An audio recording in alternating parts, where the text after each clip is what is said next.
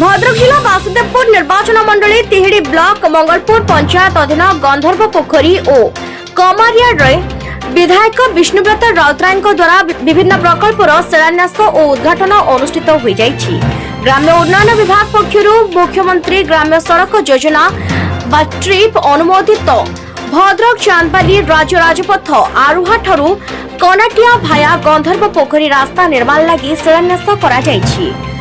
6.40 कोटी टंकारु ऊर्ध्व व्यय अटकल रास्ता निर्माण कर सिंदोल आरुहा विद्युत स्ट्रक्चर रु रेलपथ दे गंधर्व पोखरी गाँ मुंडरी अवस्थापित ट्रांसफॉर्मर उद्घाटन करथिले विधायक। पंचायत स्तरीय नेतृवृंद और ग्रामवासी अभियोग को आधार कर दुईटी प्रकल्प पूर्वतन मंत्री और विधायक स्वर्गत विजयश्री राउतराय स्वप्न थिला। तांको उद्यम विभिन्न समय क्षेत्रीय तदंत करा जायथिला एवं अंते तांकर सुपुत्र विधायक विष्णुव्रत राउतराय उद्यम संप्रति कार्यकारी हेबाकु जाउछि। मंतेई नदी चिंगड़ानासी ठारे एक सेतु निर्माण लगी 9.20 कोटी टंका व्ययबराद करा जायथिबा सूचना मिलिछि।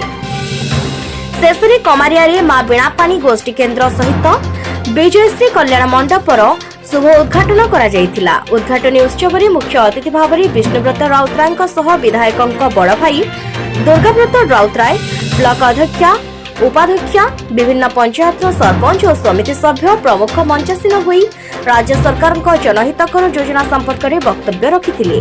आगामी निर्वाचन में बीजेडी सुप्रीमो नवीन पट्टनायक षष्ठ थर मुख्यमंत्री भाव में एवं विधायक विष्णुव्रत राउतराय पुनर्बार विधायक भाव में जिताइबा लागि एबेठरू पण करबाकू परामर्श दैथिले।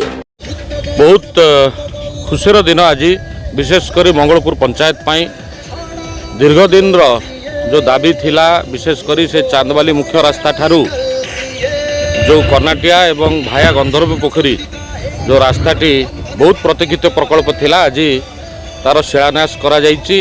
यथाशीघ्र काम आरंभ हब एवं ता सहित आउ गोटे गुरुत्वपूर्ण दाबी विशेषकर गंधर्व पोखरी ग्रामवासी मान पाखरे सबु बेले थाए से होची जो गंधर्व पोखरी इलेक्ट्रिक स्ट्रक्चर अच्छी जेहेतु एठी रेल लाइन जाइछि गंधर्व पोखरी स्ट्रक्चर इलेक्ट्रिक स्ट्रक्चर थाई मध्य गंधर्व पोखरी को सही स्ट्रक्चर रु लाइन आसी पारु नथिला।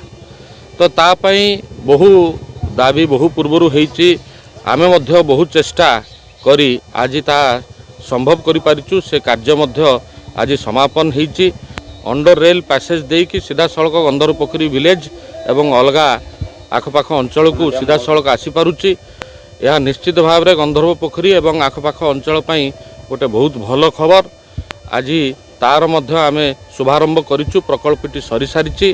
गोटे सुंदर कल्याण मंडप जहाँ बहु लोकंकर स्वप्न थिला आज कमारिया ठारे से मध्य आज आमे ताकु उद्घाटन करिवु। धन्यवाद देवी माननीय मुख्यमंत्री को जे से सबु बेले आमको दिग्दर्शन देइचंती किमती साधारण लोकंक सहित रहिबा किमती साधारण लोकंकर पाई जो निहायती आवश्यक जो प्रकल्प जो प्रोजेक्ट जो स्कीम्स ताकु मध्य किमती आमे करिवा। तो समस्तक तरफ विशेष करी तिहिड़ीवासी तरफ माननीय मुख्यमंत्री को कृतज्ञता ज्ञापन करूँ। संजय दास की रिपोर्ट, जन न्यूज ओडिया।